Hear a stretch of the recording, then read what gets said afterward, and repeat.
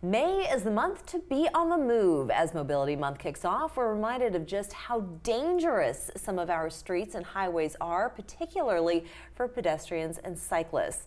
Here to share what projects are in the works for the Lowcountry is Katie Zimmerman, Executive Director of Charleston Moves. We want to welcome you back. Thank you.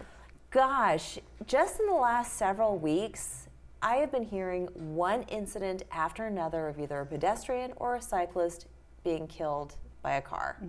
So what is going on? I mean, it's just becoming more and more dangerous, it feels like. Right, yeah, it's, so, you know, we at Charleston Moves, we're very focused on street design and policy because, you know, the way streets are designed naturally encourages motorists to speed and do other things. So, you know, you've got a lot of drivers out there who are not even realizing what they're doing. You know, the wider a lane is, the faster you're going to drive.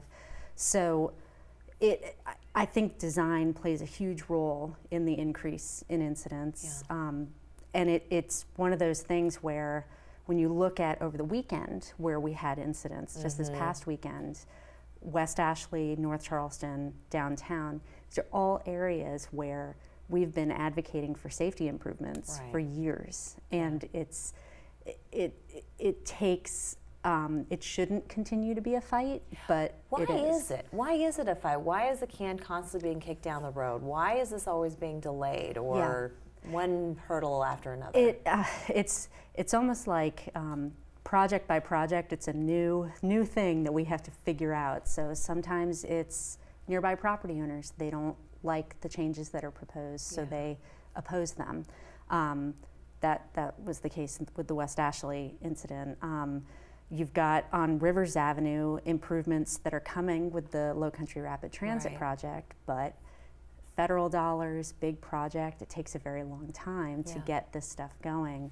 Downtown, it's often nearby property owners, and often it's just that improvements are costing more and more with inflation, and so things get delayed, things get, you know. Why don't we talk about some of your victories? Because you have had some. So yes. And, you know, and I think it's a good example of what could be happening on Rivers, downtown, 100%. West Ashley, and all these other places. Yeah.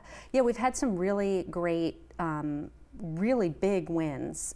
Just recently, you know, County Council decided to add the bike ped path back into the design for the Limehouse Bridge improvements. So there will be more lanes of travel, but there's also going to be bike ped access as well. To and from Savannah Highway on to Johns Island. Importantly, they'll be doing a multi-use path on the Johns Island side. Oh, okay. And then on the West Ashley side, it'll link into the West Ashley Greenway, the Bees Ferry multi-use path, all the way out to the Larry Shirley path, Glenn McConnell path. Wow. So we've got this network that is coming together really well.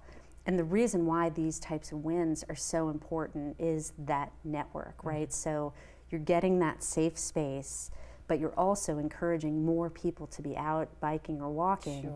And then you've got drivers who are much more aware of vulnerable road users who are out there, and then they're paying better attention. So it's a good cycle. Okay, because when we hear about these incidents, what are things that we could do now while those projects are in place? Now, when the million-dollar question is, when are these projects going to get completed? Right. So the Limehouse Bridge project, it's the county's biggest project they've taken on to date, because it includes not just the bridge, but other segments. So we're looking at several years down the line. It'll be a few years before all this stuff is in. So what can people do now as pedestrians, as cyclists, as drivers, and motorcyclists, to be safer and respect everyone's space? I would say everybody, to the best of their ability.